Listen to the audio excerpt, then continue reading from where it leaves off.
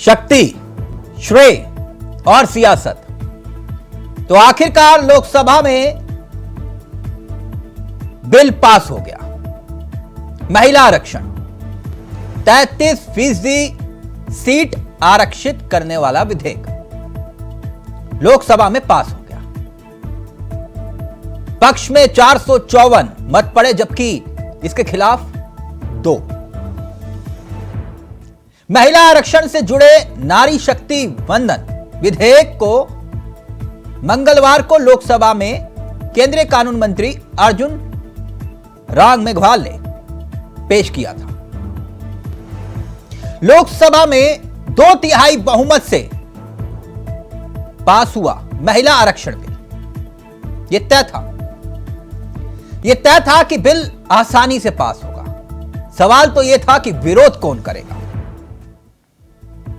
जैसी उम्मीद थी ठीक वैसा ही हुआ, क्योंकि पक्ष में पड़े 454 और विरोध में पड़े 2। लोकसभा में महिला आरक्षण बिल पर इतिहास बन गया। निचले सदन में नारी शक्ति वंदन विधेयक को पास करा लिया गया। लोकसभा में महिला आरक्षण बिल के पक्ष में जिस तरह से मैंने आपको बताया 454 वोट तो पड़ गए, मगर सवाल यह कि आखिरकार यह कानून लागू कब होगा। कांग्रेस ने भी शर्तों के साथ समर्थन का ऐलान किया, इसलिए इतिहास बनना ही था। मगर सोनिया गांधी ने ओबीसी आरक्षण के मुद्दे को उठाया। महिला आरक्षण बिल पर जोरदार सदन के भीतर बहस भी हुई। मगर एक और सवाल, नारी शक्ति से 2024 में क्या सत्ता मिलेगी? साफ है, नई संसद है, नया प्रण है, महिलाओं के लिए एक बड़ा तोहफा जिसका जिक्र मोदी सरकार कर रही है, क्योंकि महिलाओं को 33% आरक्षण देने का जिक्र हो रहा है। अब इसका इतिहास को भी समझिए, क्योंकि यहां श्रेय लेने की बात है। कांग्रेस भी श्रेय ले रही है, बीजेपी भी श्रेय ले रही है, मगर 1996 में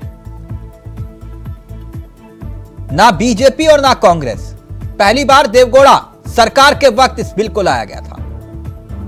फिर उसके बाद 1998 वाजपेयी सरकार ने लोकसभा में इसे पेश किया। सांसदों के दबाव में उस वक्त कांग्रेस विरोध कर रही थी।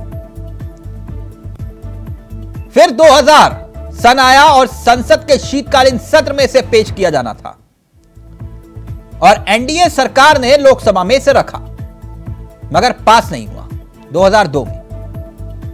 फिर वक्त आया 2010, दोनों सदनों में राज्यसभा में इसे पास करा लिया गया। राज्यसभा में पेश हुआ, पास हुआ। 2010 में लोकसभा में समाजवादी पार्टी और आरजेडी ने इसका विरोध किया।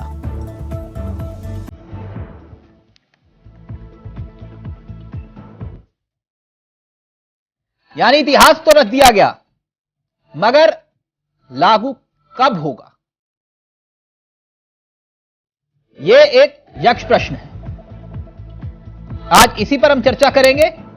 हमारे साथ कुछ मेहमान इस कार्यक्रम का हिस्सा बनने जा रहे हैं। 3 मेहमान आपकी स्क्रीन पर आ चुके हैं। केसी जैन साहब, बीजेपी के तेजतर्रार चेहरों में से एक, पवन दीक्षित जी कांग्रेस के तेजतर्रार चेहरों में से एक, और हमारे मित्र, हमारे सहयोगी, हमारे वरिष्ठ डॉक्टर कौशिक जी भी इस कार्यक्रम का हिस्सा है, जो पक्ष ना विपक्ष बिल्कुल निष्पक्ष होकर अपनी राय रखते हैं।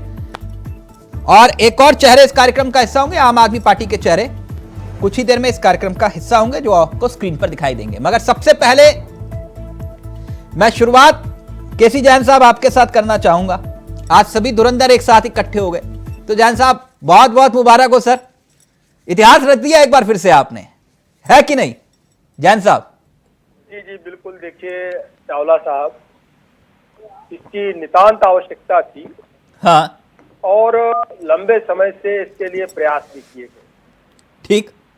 लेकिन आज सदन के अंदर ये बहुत ही शुभ दिन आया। हाँ। महिलाओं के आरक्षण बिल को आज एक तरीके से मंजूरी मिलते हुए दिखाई दे रही। तो मुबारकबाद तो जिस कबूल प्रकार कर लीजिए से- जैन साहब, जी मुबारकबाद तो कबूल करिए सर। बिल्कुल बिल्कुल जी, धन्यवाद। और सबका स्वागत है इसमें, सबका क्योंकि स्वागत, जिस अच्छी प्रकार बात। से अरे होती जैन हुई साहब, है, जैन साहब, चार चलिए आपने सौ मुबारकबाद तो ले ली, मिले। एक मिनट सर, एक मिनट, आपने मुबारकबाद जी। तो ले ली। ये सर कानून लागू कब होगा सर, जरा अगर आप मार्गदर्शन कर पाए, देश की जनता को बता पाए, कब लागू होगा सर? देखिए चावला साहब, हाँ, बात यह है कि किसी चीज की शुरुआत तो हो। नहीं शुरुआत तो और- 1996 में और- हुई थी। नहीं नहीं, वो शुरुआत नहीं थी। अच्छा, देवगौड़ा जी ने शुरुआत नहीं की थी। पौधे को तो अंकुरित ही नहीं होने दिया गया ना। अच्छा अच्छा, पौधे को अंकुरित ही नहीं होने दिया गया। हाँ, उसमें पानी तो की वो जगह शुरुआत तेजाब तो डालने फिर का काम 1999 कांग्रेस में ने किया। अटल जी ने भी नहीं की होगी। नहीं नहीं नहीं, देवगौड़ा जी ने प्रयास किया, हाँ, लेकिन उसमें पानी की जगह उस पौधे को पनपने में, बड़े होने में, अंकुरित होने में जिस पानी की आवश्यकता थी, उसकी जगह पे तेजाब डालने का काम किसने किया? तो चाहे अटल जी ने प्रयास किया, 1996 देवगौड़ा जी में ने पहली प्रयास बार किया। देवगौड़ा की सरकार लेकर आई। अगर मैं गलत हूंगा आप करेक्ट कर दीजिएगा, ठीक नहीं सर? नहीं बिल्कुल, जी जी। फिर उसके बाद 1998 वाजपेयी सरकार ने लोकसभा में इसे पेश किया, जी ठीक सर? फिर उसके बाद 2002 एनडीए की सरकार ने, और फिर 2010। जी। तो ये मैं समझ नहीं पाया, आप कह रहे हो कि सिर्फ हमने ही किया?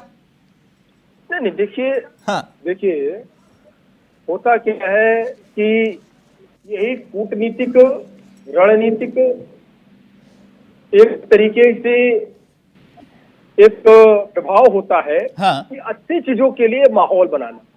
अच्छा, अब ये क्या है, वही कांग्रेस, वही समाजवादी पार्टी, हाँ, वही आरएलडी जो कभी इसका विरोध करती थी, आज क्या है कि मजबूरन उनको इसके पक्ष में खड़ा होना पड़ा। ठीक।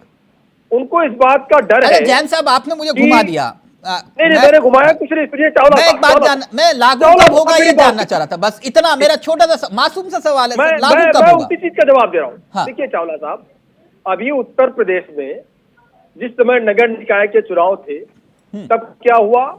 क्या हुआ सर? 3 लेयर टेस्टिंग नहीं हुई, हाँ, और इसलिए जो आरक्षण की व्यवस्था थी, कहा ये आरक्षण की व्यवस्था गलत है। हाँ, लोग हाई कोर्ट चले गए। ठीक। हाई कोर्ट ने कहा भाई बिना आरक्षण के चुनाव करा दीजिए आप। हम्म, लेकिन उत्तर प्रदेश सरकार ने, भले 6 महीने लेट चुनाव हुआ, लेकिन उस 3 लेयर सिस्टम को पार किया। 3 लेयर सिस्टम पे मोहर लगी। मैं सर, और मैं 3 चुनाव लेयर आरक्षण सिस्टम में किए। जानता हूं कैसे मेरी होता बात है, सुनिए। अभी कौशिक जी मेरी- बता देंगे आपको।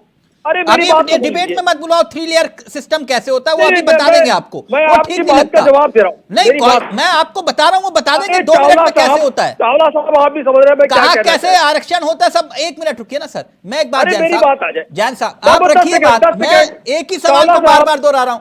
मैं नहीं, आपसे नहीं, पूछ चावला रहा साहब, मेरी बात हूं, अधूरी रह जाएगी। आरक्षण का जिक्र अलग है, मैं आपसे पूछ रहा हूं सर ये लागू कब होगा? मैं अभी उस विषय में जा नहीं रहा, लागू कब होगा? अरे मैं तारीख वही तो बता रहा दीजिए। हूँ कि ये लेट क्यों हुआ चुनाव, आप बता दीजिए। चुनाव लेट क्यों हुआ, चुनाव घोषणा के बाद में? सर इसलिए लेट सर, हुआ ना। ये- आरक्षण की व्यवस्था को, किस सीट पे किसको आरक्षण मिले, किस सीट पे आरक्षण हो, किस सीट पे ना हो, यही तो आप समस्या डिबेट थी। को घुमा रहे हैं जैन साहब, लागू कब मैं होगा घुमा मैं फिर बिल्कुल नहीं पूछ रहा रहा हूं। हूँ। आपके सवाल का जवाब दे रहा हूँ सीधा सीधा। जी, अगर यहाँ पर चुनाव आयोग द्वारा चुनाव की घोषणा के बाद विपक्ष को इतनी दिक्कत है किस सीट पे आरक्षण हो, किस सीट पे आरक्षण ना हो, तो अगर इतना बड़ा महिला आरक्षण बिल आ रहा है, हाँ। जब तक इसमें सीटें चिन्हित नहीं हो जाएंगी, हाँ। जब तक चीजें पूरी नहीं हो जाएंगी, हाँ। तब तक ये लागू कैसे होगा? यस, बिल्कुल सही कहा आपने, आप बिल्कुल सही कहा आपने जी जैन साहब, जी जी। बिल्कुल सही कहा आपने, क्योंकि बिल में लिखा है कि यह बिल अगले परिसीमन के बाद लागू होगा, है कि नहीं सर? उदाहरण के तौर पर जनगणना होनी थी 2021 में, आज तक नहीं हो पाई। आगे कब होगी, कब परिसीमन होगा और कब कानून लागू होगा? मैं गलत तो नहीं हूं जैन साहब? लेकिन चावला साहब, अभी हाँ। आपने एक बात कही कि इसकी शुरुआत 1996 में देवेगौड़ा साहब ने की। जी। उसके बाद में प्रधानमंत्री तत्कालीन वाजपेयी जी ने प्रयास किया 1998 में, लेकिन उसके बाद में भी ये लागू नहीं हो पाया। हाँ। अगर ये बिल पास हो गया होता, हाँ। 1996 में पास हो गया होता, तो क्या आज उन महिलाओं को जो 33 आरक्षण के लिए आशान्वित हैं, हाँ। उनको लाभ नहीं मिल रहा होता? नहीं, क्या आपकी बात सही है, मैं तो आपके साथ खड़ा हूं सर, ये तो हो जाना चाहिए था। 2019 का इलेक्शन वो तो आप इस ईश्वर आरक्षण ने का आपको लाभ चुना लेते हुए है लोगों को नहीं मिला होता। जैन साहब, लेकिन ईश्वर ने आपको चुना है, समझिए बात को, चावला ईश्वर ने साहब, आपको चुना है, इसलिए पूछ रहा हूं आपसे कि वो लिखा बिल्कुल, हुआ है बिल्कुल। परिसीमन के बाद ही से लागू किया जाएगा, लेकिन तो परिसीमन चावला कब साहब- होता है? चावला साहब, अगर मैं वही कह रहा हूँ, हाँ। किसी भी चीज के लिए जिस समय की आवश्यकता है, वो समय उसके लिए जो है कोई भी सरकार हो उसको चाहिए। और ये सिर्फ उसमें ही नहीं, सरकार तक भी नहीं, अगर हमारी कोई पॉलिसी है तो उसकी मैच्योरिटी कब होगी, इस तरीके से हर चीज के लिए समय चाहिए। हमने इसीलिए कहा कि अंकुरित होने से पहले उस तो पौधे में 2029 तक हो जाएगा सर, चलिए 24 तो नहीं, 25 तक हो जाएगा, 26 तक, 27, 28, 29, कब तक? क्यों नहीं हो सकता है? बिल्कुल हो सकता है। कब तक सर? इसमें जो जिस समय जो समय इसमें लगेगा, हाँ। परिसीमन हो जाएगा, किन सीटों पर होना चाहिए आरक्षण, हाँ। कौन कौन सीटें उसके लिए चिन्हित की जाएंगी, हाँ। कहाँ पे कितना परसेंटेज है महिलाओं का, कहाँ पे पहले से चुनी जा चुकी है, ठीक है, ओके, और कहाँ से ओके जैन साहब, मैं समझ गया, आपकी बात। एक मिनट मैं जरा दीक्षित जी को चर्चा में ले आऊं, और फिर कौशिक जी भी जुड़ गए हैं और साथ साथ संगीता जी भी हैं। पवन जी एक बात बताइए, मतलब हर बात पे बवाल, आप भी चाह रहे हैं, जैन साहब भी चाह रहे हैं, कौन नहीं चाह रहा? महिलाओं को उनकी हिस्सेदारी मिले, उनका हक मिले, तो फिर ये सहरा लूटने का इतना होड़ क्यों मची है? मुबारकबाद दीजिए जैन साहब को, इतिहास रच दिया। तिलक भाई, पहले आपको नमस्कार और मेरे पैनलिस्ट साथियों को नमस्कार जी। देखिए तिलक भाई, किसी को भी किसी चीज का श्रेय लेने की ना तो जरूरत है। कांग्रेस ने जो किया है वो पूरे देश को पता है। 55 वर्ष जनता का आशीर्वाद मिला, जनता की सेवा की। आज मैं नहीं, मुझे कहने की जरूरत नहीं है, अगर हम दुनिया की 7वीं और 8वीं इकोनॉमी पर देश को 2014 तक छोड़ करके गए थे तो कांग्रेस ने किया, तो इसके लिए श्रेय जैसी कोई जरूरत नहीं है। लेकिन एक विपक्ष का काम वही है जो एक पत्रकार का, आप जैसे एक खांटी पत्रकार का कार्य जो है, वही विपक्ष का कार्य है। उन बातों को इंगित करना जो सरकार सत्ता पक्ष नहीं कर रही है। आज आप देखिए, सिर्फ ये लोक लुभावन तरीके से सिर्फ अपना एक कहते हैं कि एक आदमी अपने आत्ममुक्ता में इतना ज्यादा मग्न हो जाता है कि नई संसद में जाना था, मुझे कुछ ऐसा ऐतिहासिक करना है कि कुछ जिंदगी भर याद रखा जाए। लेकिन उसमें है क्या? थोता चना और बाजे गाना। इसकी क्रोनोलॉजी भी पूरी तरह से आपने काफी जैन साहब से पूछ भी लिया, क्रोनोलॉजी भी सिंपल सी है। तिलक भाई, एक्चुअली क्या है, 81 ब्रैकेट 3 और 82 में इस महिला आरक्षण को जोड़ दिया गया है, जिसके कारण से सारी चीजें हो रही हैं। और जनगणना जो मुझे लगता है 2031 तक होगी, जो विशेषज्ञों के द्वारा कहा गया है, और इसकी 2033 तक लिमिटेशन होगी, और इससे 2034 का चुनाव निकल जाएगा, 2036 तक जगह कंप्लीट होगी। अगर 2010 में जो मनमोहन सिंह सरकार प्रीवियस बिल लेकर के आई थी, सिर्फ उसके प्रावधानों को पेश कर दे तो सारी बातें खत्म हो जाती।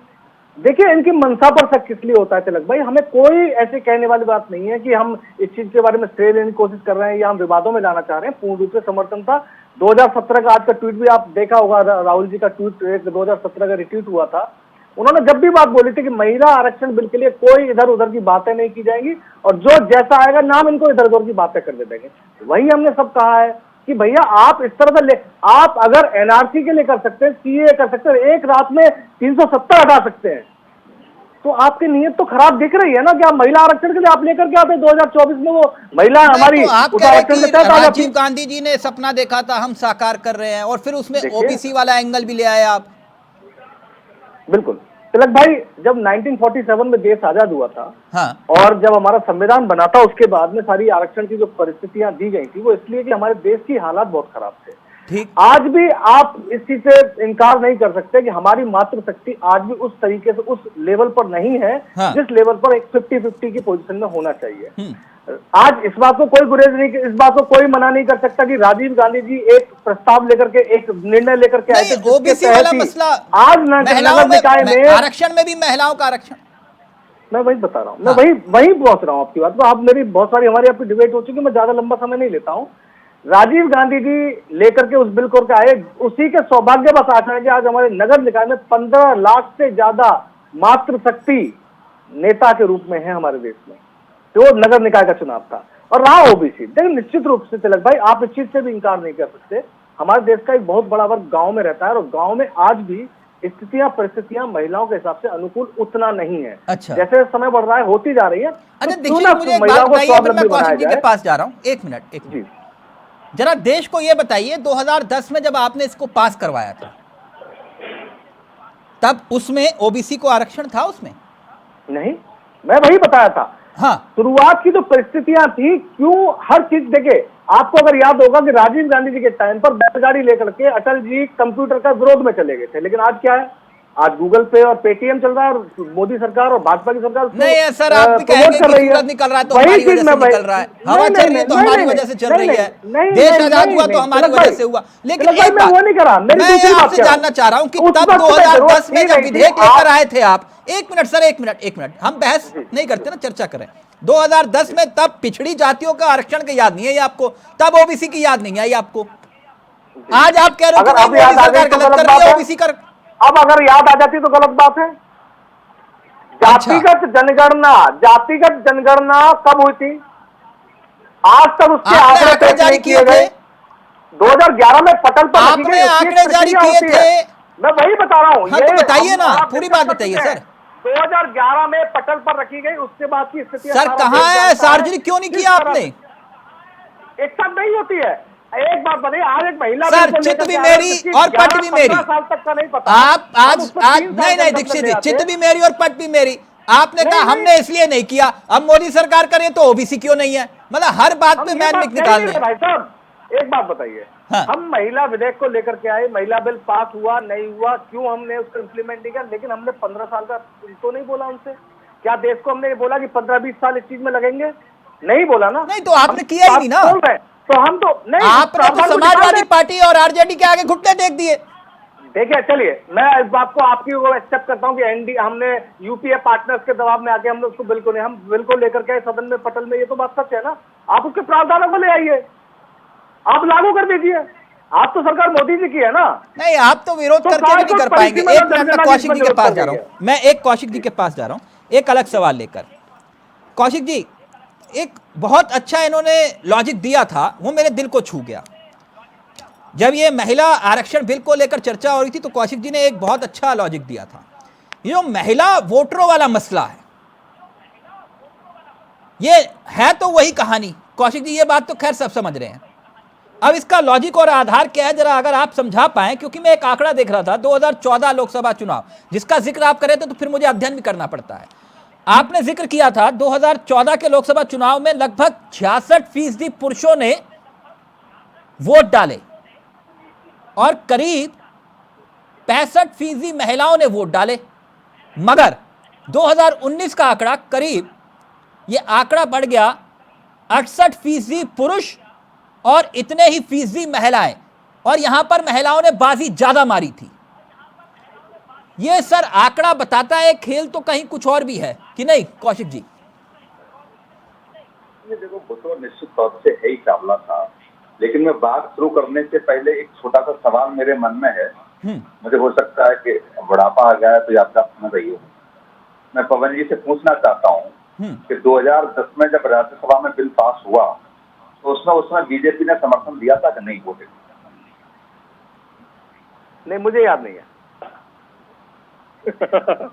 मैं बता दे रहा हूँ कि जब आपने राज्यसभा में बिल पास किया तो बीजेपी ने समर्थन में वोटिंग की और 186 के आसपास आपको वोट किया, और जब लोकसभा में आपकी संख्या 303, पूरा आपका यूपीए का गठबंधन, 2 लोगों ने इसका विरोध किया, मुलायम सिंह यादव और लालू प्रसाद यादव। समाजवादी पार्टी के मुलायम सिंह यादव के 21 सांसद थे और लालू प्रसाद यादव के 4 सांसद थे, कुल मिला के 25 सांसद थे। बहुजन समाज पार्टी ने विरोध किया, लेकिन बहुजन समाज पार्टी बाहर से विरोध कर रही थी। जब मनमोहन सिंह जी से जब दोनों नेता मिले तो उन्होंने समर्थन वापसी की धमकी दी। यदि 25 सांसदों का समर्थन वापस हो भी जाता तब भी आपकी सरकार नहीं गिरती। 303 में से 25 घटा भी जाए 232 से नीचे तो नहीं आ पाते। और भारतीय जनता पार्टी उस समय समर्थन में खड़ी थी। तो ऐसा कौन सा आपको डर था कि आप उस समय लोकसभा में उस बिल को पास नहीं कर पाए? सत्ता का सुख, या आपको लग रहा मुलायम सिंह यादव और लालू प्रसाद यादव समर्थन और लोगों को भी बढ़ा लेते हैं तो सरकार गिर जाएगी? लेकिन आपको ये भी पता था कि भारतीय जनता पार्टी सरकार बनाने के लिए उसके पास अंत नहीं है, लेकिन फिर भी आपने लोकसभा में उस बिल को पास किया। आप जानते थे इस बात को लेकर के जो 90 के दशक मंडल और कमंडल की जो राजनीति शुरू आपने की, और उसमें मंडल जब बीपी सिंह ने उसको किया तो आप क्षेत्रवाद से चले गए। क्षेत्रीय दलों ने कब्जा कर लिया, चाहे बिहार हो, चाहे पश्चिम बंगाल हो, चाहे महाराष्ट्र हो, चाहे उत्तर प्रदेश हो। क्या उसी देश पे आप कर गए क्या? हमने ओबीसी की जो मांग ये कर रहे हैं, हमने ओबीसी को नहीं रखा और बिल पास करा दिया, तो जो वोटर्स है क्या, जो आपके पास बहुत मुश्किल से धीरे करके वापस आया है 2007 में। नहीं, उस वक्त तो कौशिक जी ने न्यूक्लियर डील पर सत्ता ताक पे रख दी थी ना। मैं वही कह रहा हूँ। हाँ, महिला आरक्षण को लेकर उन्होंने कहा ठीक है, हम आपका विरोध जायज है, लेकिन न्यूक्लियर डील को लेकर कहा कि नहीं, हम तो करके रहेंगे, आप रोक सकते हो तो रोक लो। मैं वही कह रहा हूँ यार, मुझे लगता है कि सोनिया गांधी चाहती ईमानदारी से, मनमोहन सिंह को सब जानते, पवन जी भी जानते हैं, तो कोई मतलब नहीं था उनका। सारा कुछ सरकार चलाना, संगठन को चलाना, यूपीए की प्रेसिडेंट वो थी, तो सब कुछ वो देख रहे हैं। लेकिन कहीं न कहीं आपको डर था कि सत्ता चली नहीं जाए। ठीक, कौशिक जी, ये नारी क्या नैया पार लगाएंगी? ये जो केसी जैन साहब कह रहे हैं, भले ही नहीं, मसला वही है, आधी आबादी और आधा वोट। देखो दोनों चीजें आप देखिए। हाँ। कि आप आज कितने सांसद उपस्थित हुए? 454। 89 सांसद कहां थे? बैकआउट कर गए क्या? या लोग उपस्थित नहीं हुए? यदि कांग्रेस INDIA का नेतृत्व करना चाहती है तो उस 89 सांसदों की जिम्मेदारी कौन लेगा? और जो संसद सत्र के दौरान आज पूरे दिन जो बातें INDIA के घटक दलों ने कही, क्या उनको लग रहा था कि अगर हम कांग्रेस के साथ नहीं गए, बिल के साथ नहीं गए तो INDIA टूट जाएगा? इस बात की घबराहट आपने बीच में देखी होगी जब हम और आप बैठे थे, जिक्र कर रहे थे कि सांसदों की संख्या बहुत कम दिखाई दे रही है सदन में। और वो सदन में इसलिए कम दिखाई दे रही थी कि वो रणनीति जो बनाने से था कि कहीं ऐसा न हो कि इस बिल के जैसे फट जाता, केवल नहीं, इसका असर पड़ेगा, जरा दर्शकों को बताइए, इसका असर पड़ेगा, पॉलिटिकल असर। बिल्कुल पड़ेगा। आप 2014, 2019 और 2009 में महिलाओं का जो वोट मिला, बीजेपी से बहुत ज्यादा वोट मिला था कांग्रेस को। 2014 में 10% बढ़ा, 2019 की बात करेंगे तो 16% बढ़ गया, फिर 36% के आसपास वोट हो गया। तो क्या 50% वोट जा सकता है इससे? और दूसरा सबसे महत्वपूर्ण सावला सा बात यह है, तो ओबीसी के सबसे बड़े नेता मोदी हैं। कौन सा देश में नेता है? यदि ओबीसी समाज नाराज होता है तो ये मोदी जी की जिम्मेदारी है। आप ये बताइए कि 10% आरक्षण जो दिया गरीबी रेखा से नीचे सवर्णों को, नहीं, ये मैं इस टॉपिक पर भी आऊंगा। ये बात कौशिक जी ने बड़ी बात कही, लेकिन एक बात संगीता जी, आपका क्या स्टैंड है? आप तो खैर वैसे ही हर बात पर एक अलग लकीर खींच देते हैं। आपका स्टैंड वही है कि पहले ये देख लो कि सरकार का क्या स्टैंड है, उसका विरोध ही करना है। तो इस वाले मसले में भी बिल्कुल सेम टू सेम होगा कि नहीं? देखिए तिलक भाई, मैं पूरे पैनल में एक महिला हूँ, और अगर ये आरक्षण से फायदा होना है तो आप लोगों को नहीं, ये फायदा मुझे होगा। ठीक बात। और देखिए, जब इस बिल का फायदा होगा तो जो आपका सीधा सा और मासूम सा सवाल था, वही सवाल मेरा भी जैन साहब से है, क्या 2024 में इसका फायदा संगीता शर्मा को मिलेगा? नहीं, वो तो क्लियर कर दिया उन्होंने, जब अपरिसीमन होगा तभी हो पाएगा।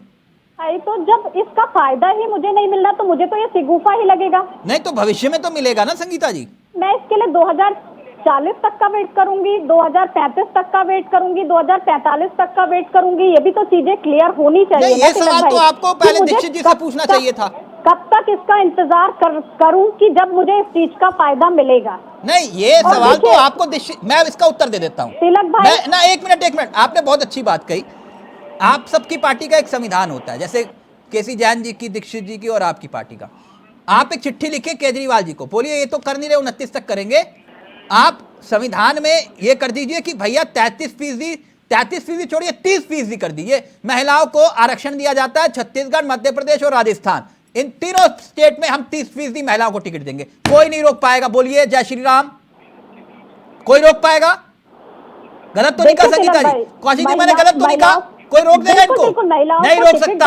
आप करिए, अभी चिट्ठी लिखे, कार्यक्रम खत्म होते ही मैं चलाऊंगा। संगीता शर्मा जी ने चिट्ठी लिखी केजरीवाल जी को, छत्तीसगढ़, राजस्थान और मध्य प्रदेश तीनों स्टेट में 30% महिलाओं को आरक्षण दे। बोलिए, करेंगे आप? देखिए तिलक भाई, हम सिगुफे वाली राजनीति नहीं करते। क्यों? जो करते हैं वो जनता आपके हाथ में टिकट देना, कोई परिसीमन की जरूरत नहीं। तिलक भाई, कोई जनसंख्या करना की जरूरत नहीं। वोट बैंक की ये राजनीति आप नहीं जब करते चाहेंगे जो टिकट झूठ मिल पर जाएगा। खड़ी हो। आपके बिल्कुल केजरीवाल जी तिलक जब भाई, चाहेंगे, केजरीवाल जी चाहेंगे तो मिल जाएगा टिकट। हाँ, जितना हमारी पार्टी को महिलाओं को टिकट देना है वो बिल्कुल देगी। और आज मैं भी यहाँ बैठी हूँ महिला होने के नाते, तो ये मैं पार्टी से हूँ इसीलिए बैठी हुई हूँ। नहीं, मैं आपकी बात समझ रहा हूँ संगीता जी, वरना नहीं लेकिन आप बैठती। मेरे और सवाल को नहीं समझ तिलक रहे। भाई, मैं ये कह रहा हूँ इसमें परिसीमन देखिए, और टिकट बीजेपी बंटवारे की 9.5 आपके साल हाथ तक में बीजेपी टिकट को याद बंटवारा नहीं करना। आई। आप अपने तिलक संविधान भाई, में संशोधन करिए, मत करिए, कोई दिक्कत नहीं। केजरीवाल जी चाहेंगे 33 क्या 50% महिलाओं को टिकट दे देंगे, कौशिक जी नहीं रोक पाएंगे, दीक्षित जी, केसी जैन साहब, तिलक चावला, कोई नहीं रोक पाएगा। मसला इस मसले से अलग है तिलक भाई, कि हम अच्छा। संविधान में किसी चीज को लागू करना चाहते हैं। हम भी, मुझे भी अच्छा लगा कि आप नजीर पेश करने वालों में से हैं, जैसे आप लोकायुक्त लेकर आ रहे थे। मेरे लिए बधाई की बात आप लोकायुक्त लेकर आ रहे थे 2014 में, आज तक नहीं आया। इतिहास रचने वालों में से भ्रष्टाचार के खिलाफ आपके मंत्री जेल से जो है मंत्रालय चला रहे हैं। तिलक भाई, हम सिगुफों की राजनीति नहीं करते कि महंगाई कम करेंगे, 15 लाख खाते में आएंगे, 2 करोड़ रोजगार देंगे। अभी महिला आरक्षण बिल भी ले आए, लेकिन लागू कब होगा ये मैंने गलत सवाल पूछ लिया संगीता जी, पता ही नहीं है। आप किसमें कौन से संविधान की जरूरत है? आप करिए ना, 33 क्या 50 करिए, 70 करिए, जैसे दीक्षित जी की पार्टी ने कहा लड़की हूँ, लड़ सकती हूँ, पार्टी बिल्कुल इन्होंने नारा दिया, उसमें परेशानी नहीं है। लेकिन अभी बात है भारतीय जनता पार्टी की विशेष अच्छा, मतलब महिलाओं की बात नहीं है, बात बीजेपी की है, बात मोदी के विरोध की है। विरोध की नहीं है तिलक भाई, हाँ। विरोध की नहीं है, उस वाहवाही की है कि ये काम हमने किया और अभी आधा अधूरा लटका हुआ है। चीजें क्लियर भी तो होनी चाहिए ना तिलक भाई। फिर दीक्षित जी के पास मैं खुश हूँ इस बात से कि आरक्षण आया, लेकिन लागू कब तक होगा ये भी तो निराशा है ना दूसरी तरफ मेरे मन में। जैसे आपसे पूछते थे कि रामलला हम आएंगे, तारीख नहीं बताएंगे, वो कह रहे हैं कि अब इसका भी तारीख बता दो। देखिए चावला साहब, किसी भी चीज की जब शुरुआत होती है तो तिलक भाई एक सवाल और जोड़ूंगी कि शुरुआत जैन साहब पहले भी कर सकते थे, क्योंकि 2014 के मैनिफेस्टो में था, तो 9.5 साल का समय जो निकला है वो भी इसमें इंक्लूड हो जाता, तो शायद हम जल्दी इस चीज का लाभ उठा पाते। ठीक नहीं देखिए, वो कह रहे 2014 में आपने कहा था, घोषणा पत्र में था, लेकिन 2019 के घोषणा पत्र से वो गायब हो गया था, लेकिन आप एक प्रकट करके उस मुद्दे को लेकर आए। अब कब तक? जवाब दीजिए चावला साहब, यहाँ पे 2-3 चीजें। हाँ। पहली बात तो ये कि तमाम सारे ऐसे मुद्दे, वो चाहे धारा 370 का जम्मू कश्मीर से हटाना हो, सीए जैसा कानून लाना हो, इस तरीके के कई सारे ऐसे बिल, वो जो है, जो मोदी जी की पहली सरकार थी, यानी कि 2014 से लेकर के 2019 तक, तब ये बिल नहीं है। क्यों नहीं है? क्योंकि हमें पता था कि हम जो है लोकसभा में मजबूत है, लेकिन राज्यसभा में मजबूत नहीं है। अच्छा। और क्या होगा, कई सारे बिलों को जो लाया भी गया तो लोकसभा में तो पास कर लिए गए उनको, क्योंकि हमारे सांसद सदस्य थे, और राज्यसभा से सदस्य चुन करके आते हैं प्रदेशों से, और अपनी अपनी जहाँ पे जो सरकार होती है वो उनको मनोनीत करते हैं और वहाँ पे वो चुन के आते हैं। नहीं, वो संगीता जी कह रही मेरी कोई दिलचस्पी नहीं है उसमें, कह रहे तारीख बता दो। ऐसे में क्या था, हाँ। इसलिए वो कई सारे बिल नहीं, मैं ये जो 5 साल का कार्यकाल रहा 2014 से लेके 19 तक का, हम उसकी बात कर रहे हैं। और उसके बाद में जब 2019 का इलेक्शन हुआ और फिर से मोदी जी सरकार में आए और प्रधानमंत्री बने, उसके बाद में बहुत सारे काम, वो चाहे नोटबंदी अच्छा, को लेकर के 2019 से मुझे याद आया, फिर जवाब के लेकर के हो हल्ला करते रहे। जैन साहब 2019 से मुझे याद आया, एक सेकंड लेकिन काम हुए जी। जैन साहब 2019 से मुझे याद आया, आप नागरिकता कानून लेकर आए थे, वो जो पास करवाया था, कानून बन गया सर? वही जो बटन इतनी जोर से दबाओ शाहीन बाग तक आवाज जाए, वो कानून बन गया? सीए को तो लागू किया, कहाँ? राष्ट्रपति महोदय की उसकी मोहर भी लगी। नहीं, कहाँ लागू हुआ? धारा 370 का हो, नहीं, नागरिकता कानून लागू हुआ, नहीं लागू हुआ, नोटबंदी कहाँ लागू हुआ? लेकिन क्या चावला साहब, मैंने पूछा कहाँ लागू हुआ सर वो नागरिकता कानून? वही तो, हाँ, ऐसा लगता था जैसे सबको देश से बाहर कर दिया जाएगा। हाँ, जितने मुसलमान हैं, हाँ, शहीन बाग में क्यों धरना हुआ? तो आपने लागू क्यों नहीं किया? शुरुआत हुई रही, उससे किसका नुकसान हो गया? नहीं, मैं पूछ रहा हूँ लागू क्यों नहीं किया आपने? सिविल अमेंडमेंट एक्ट लेकर के आए सर, लागू क्यों नहीं किया आपने? नहीं, सिविल अमेंडमेंट एक्ट लागू है, तमाम सारे लोगों को भारत देश की नागरिकता दी गई, तमाम सारे बाहर से लोग आए यहाँ पर। नहीं, उसका मोटिव क्या था?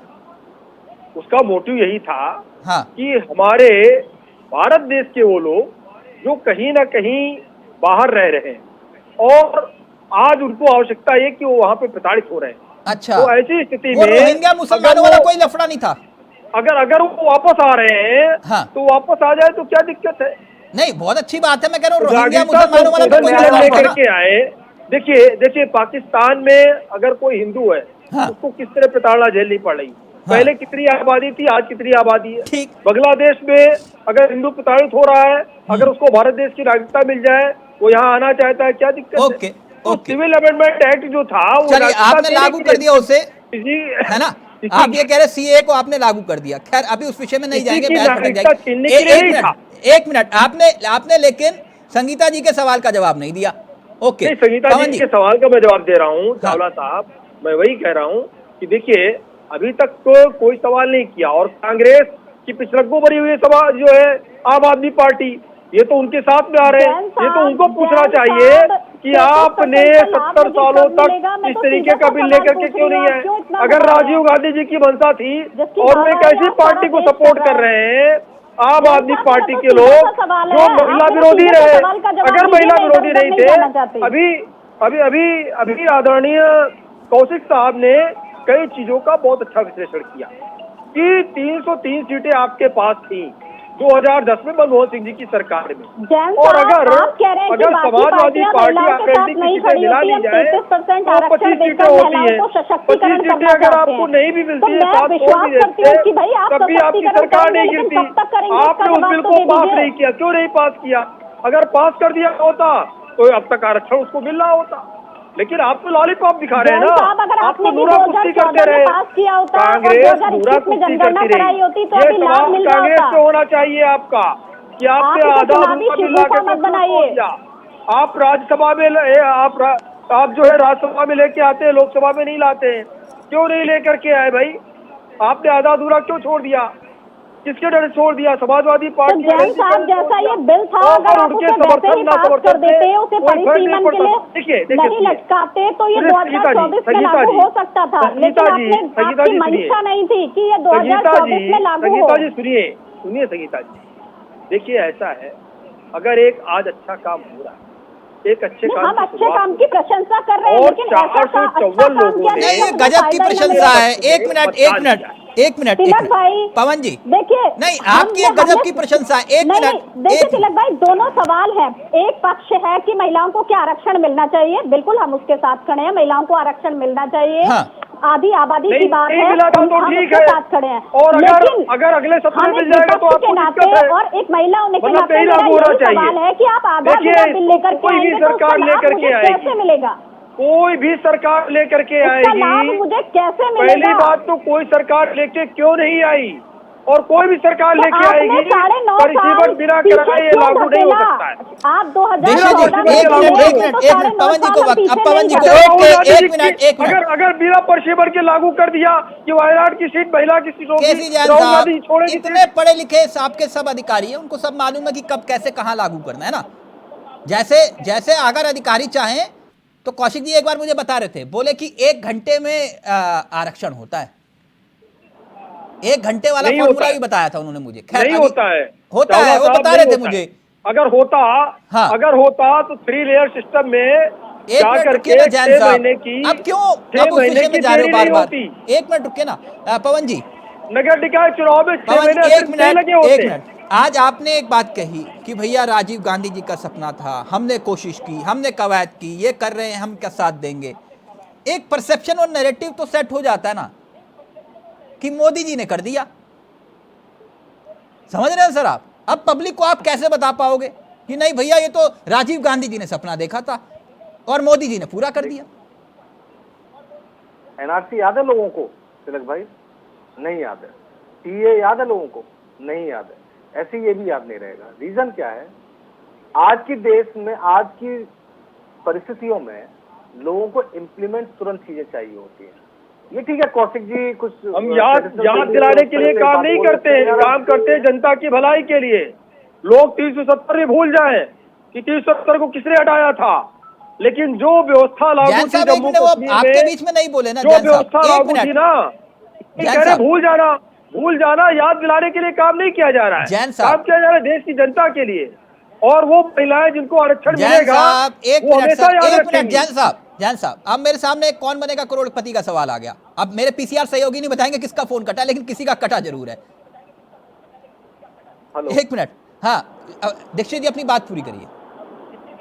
तिलक भाई देखिए, ये सब चीजें जो बोलने वाले कि लोगों को फायदा होगा, निश्चित रूप से हर राजनीतिक दल है। और शुरुआत में जो आपने कौशिक जी से जो बात बोली और आपने स्वयं बात बोली कि महिला कहीं ना कहीं वोट देने की 50-50 है, हमारी नारी शक्ति है, और वो भी चीजें होती हैं, निश्चित रूप से होती है। हाँ। कोई राजनीतिक दल को धार्मिक इस तरह से तो है नहीं कि मंदिर में घंटा बजाने के लिए है, लेकिन उसके साथ साथ नारी शक्ति को फायदा होना बहुत जरूरी है। हाँ। स्वावलंबी बनाने के लिए आपकी सोच होना बहुत जरूरी है, तो उसके लिए तो कोई गलत बात नहीं है। दूसरी बात मैं आपको बताऊं, आपको याद होगा अभी आपने लड़कियों लड़ सकती का तिलक भाई बात बोली तो मुझे याद आ गया, शायद 148 महिलाओं को हमारे यहाँ से टिकट मिला था यूपी में। परिस्थितियां, रिजल्ट जो भी था, लेकिन हमारी सोच थी कि हम 33% से ज्यादा शायद बैठता है 400 समथिंग सीटों में। ये लड़कियों लड़ सकती वाले मसले पर, जी जी बिल्कुल, लड़कियों लड़ सकती वाले मसले पर आपने ये कहा था, आपने उत्तर प्रदेश में किया, लेकिन उसके साथ साथ जो दूसरे राज्य थे वहां पर आपने लड़कियों के टिकट काट दिए, देकर टिकट काट दिए। आप कहें तो मैं याद दिलाऊं आपको? बिल्कुल कर सकते हैं, बिल्कुल कर सकते हैं, पुरुषों के भी कर सकते हैं, महिलाओं के भी। हमने नारा दे दिया तो महिलाओं का कल्याण हो गया। नहीं नहीं नहीं तिलक भाई देखिए, कहीं ना कहीं हम ना इस चीज को, मैं पर्सनली बताऊं, मैं लेडीज फर्स्ट वाली बात को ना, हम कहीं ना कहीं लेडीजों को थोड़ा सा पीछे समझते हैं कि लेडीज फर्स्ट वाली बात बोलते हैं। अब हम जब नेक टू नेक लड़ाई में लड़ेंगे तो महिला और पुरुष बराबर है, टिकट अगर पुरुष के कटेंगे तो महिला का भी कटेगा। लेकिन मैं चाहता हूं कि हमारे देश की महिला उस लेवल तक आए कि जहां पर हमें ये डिस्क्रिमिनेशन ना करना पड़े कि नहीं महिला है तो उसको टिकट दे दो, नहीं, वो बराबर है। अगर टिकट कटा तो बिल्कुल रूप से कटा होगा। नहीं तो लागू कर दो ना, वो प्रियंका जी ने भी तो सपना देखा था, लड़कियों लड़ सकती हूँ, लड़वा दीजिए। नहीं, मध्य प्रदेश, राजस्थान, छत्तीसगढ़ में लड़वाइए, कोई नहीं रोकेगा। मैं बोलूं तो मैं 30 सेकंड में यही बात बोलने वाला था। हाँ। देखिए, कोई भी पार्टी, कांग्रेस पार्टी ने सपोज वो लड़कियों के लिए कर दिया कि चलिए हम महिला शक्ति को वहां देते हैं। किसी वजह से परिस्थिति ऐसी हो कि हमारी वो महिला शक्ति हार गई। मैं चाहता हूं कि अगर मैदान में चुनाव हो तो सारी महिला शक्ति सामने हो और चुनाव हो बाकायदा तरीके से। हाँ। देखिए, एक इनिशियल स्टेज पर ये सब चीजें होंगी, 2 या 3 चुनाव महिला शक्ति के साथ में आरक्षण, परिस्थितियां बहुत मजबूत तरीके से आएंगी। मेरी सोच में तो यह है, मैं नहीं चाहता कि कहीं डिस्क्रिमिनेशन हो कि क्या पुरुष बहुत सारे हैं कि चलो कांग्रेस ने एक महिला को जो समझा रहे थे कैंडिडेट अगर नहीं और हम महिला को लड़वा दे तो सामने वाले जो है पुरुष को लड़वा दे, वो ये कह रहे हैं। बिल्कुल। हाँ, 1 मिनट, कौशिक जी कुछ कहना चाह रहे हैं। कौशिक जी नहीं, मैं अपनी पूरी बात कह दूं। उसके साथ मैंने यही बात बोली कि जैसे ही 2-3 चुनाव होंगे, सारी महिला शक्ति इस तरह से किसी भी पार्टी की हो, एक लीडरशिप डेवलप होगी। जिस तरह से 15 लाख नेता हैं, नेत्री हैं महिला जो नगर निकाय चुनाव हो, उसी तरह से लोकसभा और विधानसभा में आएंगी। और जहां तक एक टेक्निकल बात और बताऊं, शायद विधानसभा और लोकसभा में कोई राज्य सरकार विधानसभा में शायद आरक्षण बिल नहीं ला सकती है, ये लोकसभा के माध्यम से ही होगा। कौशिक जी मुस्कुरा क्यों रहे हैं आप दीक्षित जी की बात सुन के? देखो, दीक्षित जी को ये पता होना चाहिए, जिन 15 लाख महिला प्रतिनिधियों की ये बात कर रहे हैं, ये बहुत अच्छे से देश में जानते हैं कि उनके चुनाव जीतने के बाद उनका संचालन कौन करता है। क्या उस विकास की बात कभी कांग्रेस ने किया? उनके पति अधिकतर संचालन करते हैं, सब कुछ देखते हैं। उत्तर प्रदेश में इस बात का बैन लगाया नहीं, कौशिक जी आप इस तरह डिस्क्रिमिनेट कर रहे हैं। नहीं, आप ऑन कैमरा डिस्क्रिमिनेट कर रहे हैं। होगा जो कुछ होंगी महिलाएं, आप संगीता जी यहाँ पर बैठी हुई हैं, या स्मृति ईरानी जी है, या सुषमा स्वराज है, आप देखिए इस तरह से बोले कि वहाँ 15 लाख जो महिलाएं आज हमारे आसपास के शहरों में है, या नोएडा है उसके बराबर में एक नगर पालिका में महिला है, लोनी में महिला है, आप ऐसे डिस्क्रिमिनेट ना करें कि उनके पति उसको चलाते हैं। मैं यही बात बोल रहा हूँ, ये मानसिकता में निकालनी पड़ेगी। मैंने सारी 15 लाख प्रतिनिधियों की बात नहीं की, आपने 15 लाख ही नाम दिया ना। उसमें से बहुत ऐसी संख्या है। नहीं, प्रधानपति लिखा होता है, ऑफिशियली लिखते हैं वो तो मेंबर ऑफ पार्लियामेंट के पति भी होते हैं सर। नहीं सर, ऑफिशियली लिख देते हैं प्रधानपति। नहीं कौशिक जी, होता है। मैं वही नीतीश जी को बताना चाह रहा हूँ कि यही खत्म करने की बात कर रहा हूँ। जिम्मेदारी, और मैं सारे राजनीतिक दल, मैं कह रहा हूँ बीजेपी की पहली सरकार उत्तर प्रदेश में है जब मीटिंगों में बैन लगाया उनके पतियों को जाने के।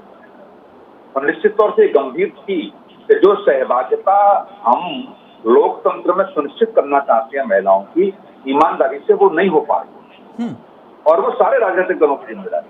कांग्रेस सत्ता में रही, राजीव गांधी उसको लेकर के आए, इस बात की रिपोर्ट मुझे लगता है कांग्रेस के पास भी होगी, और 2014 के पास बीजेपी की सरकार है, बीजेपी की सरकार के पास भी रहेगी कि जो प्रतिनिधित्व लोकतंत्र में महिलाओं के लिए सुनिश्चित किया वो निश्चित तौर से पूर्ण नहीं हो पा रहा, उसमें कहीं कहीं खामियां रह गई। और सबसे महत्वपूर्ण बात मैं बता दूं, जो आपकी प्रवक्ता भी कह रही है और सारे राजनीतिक दल कह रहे हैं कि सर ये कब लागू होगा, इससे कब फायदा होगा। सारे राजनीतिक दल इस बात को करने का अगला चुनाव इसी के बाद होगा तो क्या दिक्कत आ रही है, चुनाव बढ़ा लिया जाए। अधिनियम 85 देता है कि 1 साल तक हम चुनाव बढ़ा सकते हैं।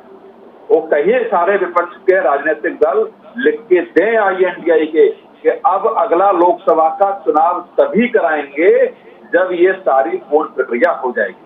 क्या दिक्कत आ रही है? आप जवाब एक रास्ता और बता सकता हूँ, 81(3) और 82 से हटा दीजिए, कल ही हो जाएगा पास। इतना लंबा प्रपंच रखने की जरूरत ही नहीं है। तो ये लाइए ना, ये डिबेट बोला गया है ना, आज भी बोला गया है लोकसभा में 81(3) और 82 को हटा दीजिए आप। लोकसभा की नॉर्मल बिल आप उसको दे दीजिए। मैं वही कह रहा हूँ, लोकसभा की प्रक्रिया कल भी चलेगी, परसों भी चलेगी। ये अपने नेताओं, लेकिन सुनता कौन है? देखो वो अलग चीज हो गई है, तो रिटर्न में आप उनको दीजिए कि ये ऐसी प्रक्रिया हो सकती है, और ये सरकार को भी है कि यदि 1 बार तक चुनाव बढ़ा सकते हैं लोकसभा का तो बढ़ाइए, दिक्कत क्या आ रही है? आप कहिए कि तभी हम लोकसभा का चुनाव कराएंगे जब ये सारी प्रक्रिया पूरी करा ली जाए। और ये दूसरी बात में सारे राजनीतिक दलों के प्रतिनिधियां बैठे हुए हैं, ये मान के चले कि जो विपक्ष मांग उठा रहा है, हो सकता है कि अगला सत्र में जो आपका शीतकालीन सत्र आएगा उसमें यह भी हो जाए कि वन देश और वन चुनाव, और उसमें अधिनियम 85 में जो केंद्र सरकार को दिया गया है कि 1 साल तक चुनाव बढ़ाए जा सकते हैं, निश्चित तौर से ये भी एक धमाका बीजेपी कर सकती है कि जो 5 राज्यों के चुनाव है ये, और प्लस 2024 में जो 5 राज्यों के चुनाव होंगे, 5-7 चुनावों का लोकसभा का, लगभग 12 से 15 विधानसभा चुनाव और लोकसभा का चुनाव करा सकते हैं एक साथ। आप आइए विपक्ष एक साथ करके, ठीक है साहब, ये आप ले आए, आप राजनीति कर रहे हैं, हम चाहते हैं कि इसी चुनाव में महिलाओं का प्रतिनिधित्व हो, इसी चुनाव में, लोकसभा के चुनाव में महिलाओं के सम्मान तरीके से लोकसभा का चुनाव लड़े। आप कर लीजिए, कौन चीज की बात है? आप बीजेपी को घेरने का प्रयास तो करिए, लंबी लकीर तो खींचिए, लेकिन आप लंबी लकीर नहीं खींचे जाते हैं। और आदरणीय नीतीश जी ने आज का लोकसभा सत्र देखा होगा, सारे घटक दल इनके हैं, सबकी भाषा अलग अलग, वो ये एक मोड़ पर था ही नहीं। ये सारे प्रतिनिधियों के आप स्पीच देखेंगे लोकसभा में पीछे से, तो कोई सन में जा रहा है, कोई वन में जा रहा है, केवल कांग्रेस सीधी चल रही। कांग्रेस ने 2 नहीं, आम आदमी पार्टी भी सीधे, जैसे वो कह रहे थे कि कांग्रेस कहेगी वो वैसे ही करेंगे, आम आदमी पार्टी भी। आप वोटिंग के समय पर तो सारा मजबूरी हो ही गई, 4 लोग एक साथ आ ही गए। हाँ। लेकिन निश्चित तौर से पूरे सत्र की कप्तान नहीं, ये बात तो राहुल गांधी ने भी आज कही कि महिला आरक्षण जो है आज ही लागू कर दीजिए, इसमें परिसीमन और जनगणना की जरूरत नहीं है, कुछ इस तरह का क्या है? फिर आप कहेंगे कि साहब ओबीसी का मारा गया, जनगणना भी कराना चाहते हैं। दूसरा आप अच्छा, एक बात संगीता जी, ये वाला मसला फिर मैं जैन साहब के पास जा रहा हूँ, एक दिलचस्प, लोकसभा में विपक्ष के नेता चावला साहब कितना लोकसभा अध्यक्ष को क्या दिक्कत आ रही है? संगीता जी, मेरा वही सवाल था, दीक्षित जी उस सवाल को घुमा गए। भाई जनता के बीच में एक नैरेटिव तो सेट हो गया ना कि मोदी जी ने कर दिया। अब आप जनता को कैसे बताओगे कि भाई ये दवाई जो है 2019 में असर करेगी, 29 में ढिलाई अभी है। संगीता जी, एक बार क्वेश्चन दोबारा, तिलक भाई सुनाई नहीं दिया मुझे पहले। मैंने कहा कि 2029 में ये दवाई असर करेगी जो आज खिलाई गई है, जनता को कैसे बताओगे? जनता को तो यही लगता है ना कि मोदी जी ने दवाई खिला दी, अब ये बहुत बढ़िया इलाज हो गया। तिलक भाई, इसका फायदा किसको मिलना था?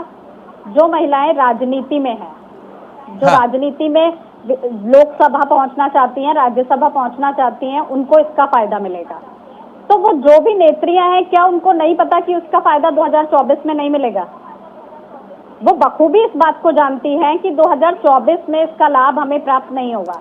संगीता और जी, ये एक बात तो लंबा बताइए, प्रोसेस है। और आप ये कह रहे आने वाले समय में 33% होगा। आरक्षण जहां पर ओबीसी का जिक्र नहीं है, ठीक, आप मेरी बात को समझिएगा। आप लोगों ने तय कर लिया 33%, तो 33% तो परिवार से ही निकाल दोगे। 33% तो अपने आसपास के परिवारों से ही निकाल के कोटा पूरा कर दोगे आप लोग, तिलक कि भाई, नहीं? देखिए, जो ये आरक्षण लेकर के आए, अगर इसको एज इट इज जैसा कांग्रेस लेकर के आई थी, उसमें कुछ छेड़छाड़ नहीं करते और वैसे ही इम्प्लीमेंट कर देते, तो इसका फायदा 2024 में मिल जाता। और उस समय बीजेपी ने उसका साथ दिया था, अभी कौशिक जी ने भी बताया, और उस समय बीजेपी साथ खड़ी थी। उस बिल का कोई विरोध नहीं था, ना उसके किसी क्लॉज का विरोध था। नहीं, तो विरोध आज बिल उसमें का ऐसे है जोड़ने की या क्यों थी? पीएम मोदी का है? देखिए, ना पीएम मोदी का अभी विरोध है, मैं आज की बात करूं, ना हाँ। इस बिल का विरोध है, लेकिन इस बिल को लाने के बाद भी उसका फायदा 2024 में महिलाओं को संगीता नहीं जी, मिलेगा। मैं आपकी बात और समझ उसकी गया। समय अब सीमा ये भी मैसेज चला जनता गया नहीं तो कर आप पा रहे हैं। जनता, आप महिलाओं को कैसे बताओगे कि नहीं ये मसला जो है महिलाएं झूठा है? खुद समझदार है तिलक भाई, हमें बताने की जरूरत नहीं है। आप हाँ। 1100 के सिलेंडर को 900 का कर देंगे और कहेंगे कि हमने 200 कम कर दिया, तो ये महिलाओं को समझ तो फिर आ ये रहा है 1100 वाले कि ये 1100 कम रुपए नहीं का हुआ जो है। महंगा सिलेंडर था, वो वो महिलाओं को समझ ना में आ रहा महंगे है। सिलेंडर, जब महंगा सिलेंडर ले रहे थे तब भी वो बीजेपी को वोट कर रहे थे। तिलक भाई, काठ की हांडी बार बार नहीं चढ़ती। अच्छा, आपने बिल्कुल जैसे कि ठीक कहा, 2019 2014 में, 2019 2017 में जनता ने 2022 बहुत सारा प्यार दिया। तिलक भाई, जनता ने बहुत सारा प्यार दिया, लेकिन बहुत सारा प्यार इसीलिए दिया था कि वो सारी चीजें ठीक हो। हाँ। लेकिन क्या वो ठीक हुई? उसके विपरीत जाकर के काम हुआ। 2 ठीक। करोड़ प्रतिवर्ष रोजगार की बात हुई, क्या वो मिला? महिलाओं को हमने मणिपुर में भी देखा, दिल्ली में भी देखा, और हाँ। आज आप आकर के अच्छा, महिला एक बात, सशक्तिकरण की बात एक कर बात, रहे हैं। एक तो महत्वपूर्ण 50% सवाल, चेहरा नजर एक आ रहा है। महत्वपूर्ण सवाल, एक महत्वपूर्ण सवाल जो आज राहुल गांधी ने इस दौरान उठाया, ये मुझे लगता है बहुत महत्वपूर्ण सवाल है और ये समझना भी चाहिए। जैन साहब, राहुल गांधी ने एक बात कही, उन्होंने कही कि 90 सेक्रेटरी हैं, ठीक, 90 जो हिंदुस्तान की सरकार को चला रहे हैं। 90 सेक्रेटरी जो हिंदुस्तान की सरकार को चला रहे हैं, उसमें से कितने ओबीसी समुदाय के हैं? कितने ओबीसी समुदाय के हैं? नहीं, ये मुस्कुराने वाला सवाल नहीं है, सवाल गंभीर इसलिए है कि अगर हिंदुस्तान में 90 सेक्रेटरी में से 3 ओबीसी समुदाय के हैं, ओबीसी समुदाय के ये सेक्रेटरी अगर देश को चला रहे हैं तो 5% बजट को कंट्रोल करते हैं। अब यह सवाल, यक्ष प्रश्न है कि अगर 90 सेक्रेटरी में से सिर्फ और सिर्फ 3 ओबीसी समुदाय के हैं, तो फिर सवाल तो बनता है सर, ये हम एक तरफ भागीदारी और हिस्सेदारी की बात कर रहे हैं, हम किसकी भागीदारी और हिस्सेदारी की बात कर रहे हैं? देखिए चावला साहब, मुख्य बात यह है कि आरक्षण की व्यवस्था क्यों और किसके लिए? हाँ, सेक्रेटरी पद तक पहुंचना और सेक्रेटरी हो जाना, क्या उसके बाद में भी वहां पर भी इस तरीके की चीजें लागू होती हैं कि वो समाज की विकास की मुख्य धारा में नहीं है, वो पिछड़े हैं, वो SC/ST है, वो दलित है। अगर राष्ट्रपति का पद है तो राष्ट्रपति पद एक है ना। अब वहां पर दलित और आदिवासी महिला को अगर राष्ट्रपति पद पे बैठाया गया तो उसका विरोध कांग्रेस ने क्यों किया? अगर ये इतना हर समय पे ओबीसी नहीं, राष्ट्रपति का पद कोटे के तहत नहीं होता ना। आप लोग बताते हो, बात अलग है। दीक्षित जी भी बताएंगे, आप भी बताएंगे कि भैया हमने ये कोटे के तहत नहीं होता। एक मिनट दीक्षित जी, आप मुस्कुरा रहे हैं। उसके बाद में भी एक पद होने के बाद में भी अगर भारतीय जनता पार्टी ने कोटा ना होने के बाद में भी वहां पर एक ओबीसी, एससी, आदिवासी, दलित महिला को वहां पहुंचाने का काम किया, उसके बाद में भारतीय जनता पार्टी की मंशा पे क्या कोई उंगली उठा सकता है कि आप दलित विरोधी हैं, आप एससी विरोधी हैं, आप ओबीसी विरोधी हैं? नहीं रह जाता है ना। ठीक, पवन जी, जल्दी से फिर इसी से जुड़ा एक सवाल है, इसी से जुड़ा एक सवाल है जैन साहब, एक मिनट दीक्षित जी जल्दी से। किया विरोध किया कांग्रेस ने, विरोध किया विपक्ष ने, और एक चीज जल्दी से फिर फाइनल कमेंट ले रहा हूं जैन साहब से। दीक्षित जी क्या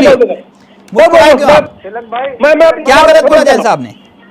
मुझे तो इन बातों पे तरस आता है, जो व्यक्ति अपने आप को पिछड़ी जाति का बोल करके हाय पीट कर करके वोट बन के प्रधानमंत्री बन जाए, और जिसको 5 मिनट में दलित और आदिवासी महिला और दलित राष्ट्रपति का ये गुणगान करके वोटों के लिए राजनीति कर रहे हैं।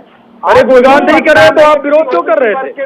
आपको मालूम था कि आप जिता नहीं पाएंगे अपने कैंडिडेट को, तभी आपने एड़ी चोटी से जोर लगा दी। ये जो आपने एड़ी चोटी से जोर लगा दी, नहीं लगा दी उनको हराने के? आप दलित विरोधी सिद्धू में नहीं सिद्धू है, आप महिला विरोधी सिद्धू है नहीं सिद्धू है। आपने एक महिला का विरोध किया नहीं किया, उसके सामने एक पुरुष कैंडिडेट खड़ा कर दिया, सामान्य वर्ग का वो भी। आप दलित, आदिवासी, महिला विरोधी हुए नहीं हुए, और आप बात करते गिरा रहे हैं कि कितने सेक्रेटरी किस जात के, किस बिरादरी के। देखिए, आज भारतीय जनता पार्टी राजनीति करे सबका साथ सबका विकास। अच्छा, सबका साथ सबका विकास और सबका विश्वास। एक मिनट आपकी बात समझ में आ गई। दीक्षित जी को मैं समझा देता हूँ, दीक्षित जी को मैं समझा देता हूँ। एक मिनट जैन साहब, फिर फाइनल कमेंट आप ही सुनो। सुनो, मैं भी एक्सपर्ट हूँ इस तरह से डिबेट को खराब करने में। तिलक भाई, मैं आपका बहुत सम्मान करता हूँ, डिबेट के मामले में आप बहुत मास्टर व्यक्ति हैं। इस तरह की डिबेट को डिरेल ना होने देंगे। बीच में जो बोल रहे हैं, मैं डिरेल हो रहा है। नहीं, डिरेल नहीं होगी। आप यकीन करिए ना, आपको करने नहीं देना, इनको कर देंगे। रुकिए ना, एक मिनट दीक्षित जी, सदन के अंदर खड़े होकर राहुल गांधी सवाल पूछते हैं। एक मिनट जैन साहब कर रहे हैं आप। छोड़ दीजिए अभी सबको, छोड़ दीजिए सबको। एक मिनट मैं एक सवाल का जवाब चल रहा था, क्योंकि आपने कहा कि हमने महिलाओं के कल्याण और विकास के लिए हैं बहुत काम किए। एक दिलचस्प सवाल आ गया चर्चा में, चलते चलते सवाल का जवाब बहुत जरूरी है। महिला आरक्षण, सब जगह चर्चा है महिला आरक्षण की। सवाल यह आया है कि आपकी पार्टी दुनिया की सबसे बड़ी पार्टी है जैन साहब, जी, और महिलाओं के हितैषी भी हैं आप, तो आज तक कभी कोई राष्ट्रीय अध्यक्ष बन पाया आपकी पार्टी में महिला? देखिए चावला साहब, कभी केवल और केवल हर चीज को, हाँ, हर जगह पे उससे भी बड़ा पद देने का हमने काम किया। अच्छा, जिसके अंडर में सारी पार्टियां आती हैं, हाँ, जिसके अंडर में सारे सांसद आते हैं, ठीक, जिसके अंडर में सारे विधायक आते हैं, हाँ, हमने तो उससे बड़ा पद देने का तो काम मतलब किया। दुनिया के सबसे बड़े संगठन में सबसे बड़ा पद नहीं मिल सकता? क्यों नहीं मिल सकता है? मिल सकता है। अच्छा, एक बात, पार्टी में कोई परिवारवाद नहीं है यहाँ। हाँ, एक बात, कोई भी बन सकता है, एक बात, कोई भी कार्यकर्ता बन सकता है। नहीं, ये मेरे को लग रहा है दीक्षित जी जलते हैं आपसे। एक बात और, ये आरएसएस 58 साल हो गए आरएसएस को, है लगभग 58 साल हो गए, अब तक कोई सरसंचालक महिला बन पाई? देखिए, उसकी महिला विंग अलग है, पुरुष विंग अलग है। अच्छा, अब आप कहेंगे कि जो है, अब आप उस तरीके से कहेंगे कि महिला जो अच्छा, आप मुझे वाहिनी में कोई अध्यक्ष पुरुष क्यों नहीं हुआ? अच्छा, एक मिनट, फिर आप कहेंगे महिला आयोग नहीं, सरसंचालक नहीं हुआ। अच्छा, महिला बन सकती है सरसंचालक? आयोग का आयोग अध्यक्ष जैन साहब क्यों नहीं हो रहे? जैन साहब गुस्सा मत होइए, आयोग के अध्यक्ष दीक्षित जी क्यों नहीं हो रहे? गुस्सा मत होइए। अच्छा, मैं आपसे पूछ रहा हूँ, कोई महिला सरसंचालक बन सकती है आरएसएस में? भैया, एक कार्यकर्ता अलग विंग है, दुर्गा वाहिनी उसके लिए नहीं, मैं पूछ रहा हूँ सरसंचालक हो सकता है कोई महिला? नहीं, उसके लिए दुर्गा ही है ना अलग। हाँ, उसकी प्रमुख है महिला। अच्छा, नहीं मैं है। आपसे पूछता हूँ, राष्ट्रीय महिला आयोग की अध्यक्ष कोई पुरुष दीक्षित जी हो सकते हैं क्या? नहीं, सरसंचालक की बात थी, इसमें तो महिला और पुरुष तो, अच्छा, अरे अलग अलग वर्ग बटे हुए हैं, अलग वर्ग बटे हुए। अच्छा, 10 सेकंड, अगर आप मुझे आरएसएस में 3 महिलाओं का नाम बता पाए? नॉर्मल स्वयंसेवक। 3 क्या 30 नहीं, 3 करोड़ है। दुर्गा वाहिनी में कितनी महिलाएं? दुर्गा वाहिनी में कितनी महिलाएं? आरएसएस की बात दुर्गा वाहिनी संगठन को देखिए। अच्छा, ये महिला सशक्तिकरण की बात दीक्षित जी करेंगे, और जब महिला सशक्तिकरण की बात आती है ना कौशिक जी, फिर ये तस्वीर लगाएंगे ट्विटर पर, इंदिरा गांधी, सोनिया गांधी और प्रियंका गांधी, बोले महिला सशक्तिकरण, बोलिए जय श्री राम, यही होता है ना। और फिर कहेंगे नहीं हम तो महिलाओं के हित के लिए लगाया। आप भूल जाते हैं तिलक भाई, आप भूल जाते हैं। नहीं, मैं नहीं भूलता हूं। श्री राम का उद्घोष करते हैं आप, जय श्री राम नहीं बोलते हैं। नहीं, मैं जय श्री राम बोल देता हूँ, जय श्री राम बोल देता हूँ। मैं क्यों बोलूं कि सुबह, सर मेरा तो नाम में तिलक है, मैं क्यों बोलूं सुबह सुबह जो मैं हनुमान चालीसा पढ़ता हूं? मैं क्यों बताऊं आप लोगों को? बिल्कुल सही बात। नहीं तो वो आप लोगों का विषय हो सकता है ना। बिल्कुल वो मैं इसलिए बोलता हूं, अगर महिलाओं के कल्याण की बात थी ना, तो आपको राजीव गांधी के उस श्रेय को चाहिए जहां हमने 33फीसदी आरक्षण का जिक्र किया था। तो फिर शाह बानू वाला कलश जो है वो अपने माथे पर लेकर घूमिएगा दीक्षित जी। बुरा लगेगी बात आपको? कानून को जब आपने बदल दिया था, और कानून की चौखट पर ही कानून को बदला था पूरी संसद ने मिलकर, तब फिर उसका श्रेय भी आप लोगों के सर पर जाता है। गलत तो नहीं बोला ना कौशिक जी? वो श्रेय भी लेकर घूमिए आप। ये सत्ता का, सियासत का एक इतिहास का सच भी है। बहुत बहुत शुक्रिया जैन साहब, आपका भी, दीक्षित जी आपका भी, संगीता जी और कौशिक जी आप सभी का बहुत बहुत शुक्रिया। शक्ति है, श्रेय है और सियासत भी है। नमस्कार, जय हिंद, जय भारत।